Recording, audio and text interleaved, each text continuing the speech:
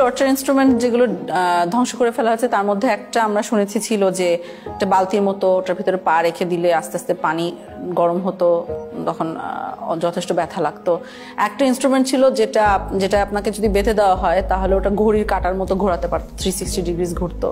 র্যাবের কাছে ঘোরে যে চেয়ারগুলো, এগুলো পেয়েছি।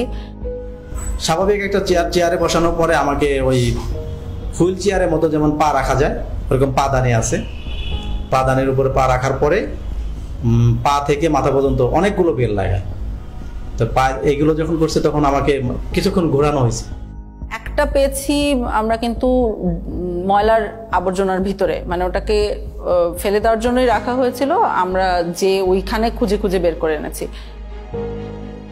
কোনো কোনো ক্ষেত্রে নখকে বিচ্ছিন্ন করে ফেলা হতো, কোনো কোনো ক্ষেত্রে সুই ঢুকানো হতো, এবং কারো কারো ক্ষেত্রে সম্পূর্ণ উলঙ্গ করে ঝুলিয়ে রাখা হতো। মাথা নিচে দিক, পা উপর দিক দিয়ে ঝুলে, আর আমার শরীরে কোনো পোশাক রাখে নাই তখন, একেবারে উইদাউট ড্রেস।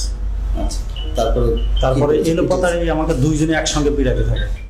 দুই হাতে বাঁধতো, বাঁধার পরে এমনি বসায়া এই যে এই জায়গাটা লাঠি ঢুকাইতো, লাঠি বড় একটা লাঠি ঢুকাইতো, লাঠি ঢুকায় লাঠিটা এমনি দইরা এই যে দুইটা চেয়ার নিত, এই দুইটা চেয়ারের উপরে ঝুলাইতো, আমাদেরকে পিড়াইতো। তারা গান গাইতো, এক এক সময় মমতাদের গান গাইতো যে বুকটা ফাইটা যায়, এই কথার গান, আবার দিল তো পাগল হে, এই গান কইতো আর পিড়াইতো। এবং আমি একটি ক্ষেত্রে জানতে পেরেছি যে তাকে উলঙ্গ করে একজন নারীর সামনে উপস্থাপন করা হয়েছে।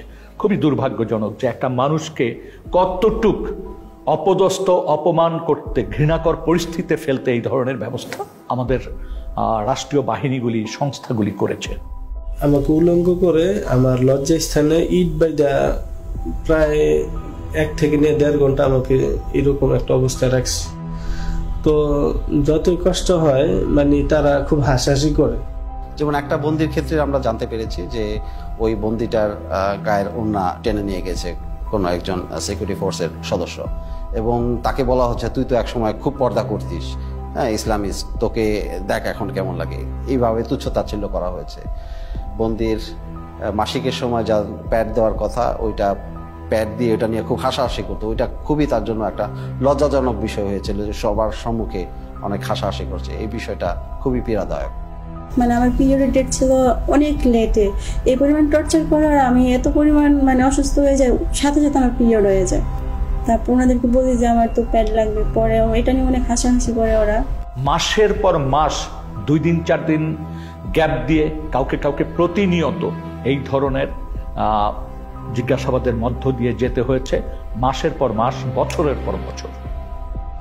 ওরা কি করলো, আমাকে শোয়াইলো, এই শোন, শোয়াই দুইজন আমার বুকে উপরে পাড়া দিয়া ধরলো, আর পিছনে হাতটা এইভাবে বাঁধলো, পা দুটা এইভাবে বাঁধলো, বাঁধে পায়ের নিচে বাজ দিল একটা, আর উপরে একটা বাজ দিল, আর হাত যেটা বাঁধছে হাতের নিচে এই দিকে একটা বাজ দিয়েছে। আমি তো ফ্লোরের মধ্যে শোয়া, এই পাশের উপরে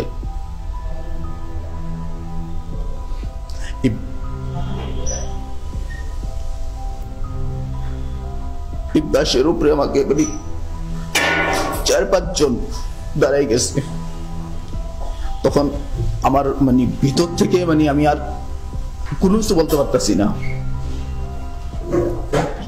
শুধু একটাই প্রশ্ন করতেছে, তোর বাড়িতে কে কে থাকে, তোর বাড়িতে কে কে থাকে। এবং আমরা দেখি এই জিনিসগুলো মানুষের ভিতরে অনেক বড় ভয় রেখে দেয় অনেক দিনের জন্য।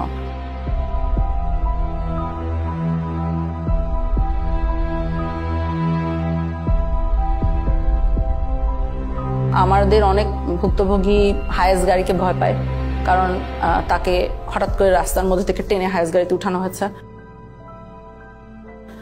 আমাদের অনেক ভুক্তভোগী এসি রুমকে ভয় পায়, কারণ এসি রুমে, টর্চার রুমগুলোতে এসি থাকতো, কারণ আই সাপোজ অফিসাররা যখন এগুলো করতেন ওনারা ঘামতে চাইতেন না। গানটা সাউন্ড আসতো, মানে ঠিক থাকতে পারতাম না, আর শুধু চিৎকার সাউন্ড আসতো। গান বাজিয়ে মারধর করা হতো যখন সাউন্ড আসতো, মানে কোনো প্রকার আমি তো মানে টেনশন। আমি গানটা আমি কয়েকবার দেখার চেষ্টা করছি, ঠিক মতো আমি দেখতে পারিনি। চিকিয়া কালিয়ারে ওই গানটা আপনি দেখতে পারেন নাই? জি, গানটা আমি কয়েকবার দেখার চেষ্টা করছি, ওইভাবে আমি দেখতে পারিনি।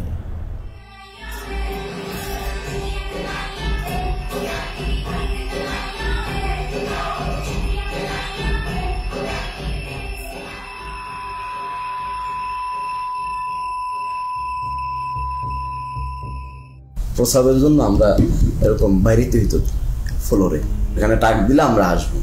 প্রসাবে ধরছে মিউজিক ছেড়ে দিছি, ওই আওয়াজও তাদের কাছে পৌঁছায় না, মিউজিকের সাথে তো ওটা হারায় যায়, ওই সাউন্ড আর পাবে না। এরকম কিছু প্রসাব পায়খানা করেছে আমার সামনে, আবার এটা আমরাই পরিষ্কার করতেছি, তারা দিয়ে যে করে তারা দিয়ে পরিষ্কার করে। সে আল্লাহর কাছে বলতে যে আল্লাহ আমার মেরে ফেললেই ভালো, এই কষ্ট দেওয়ার দরকার কি।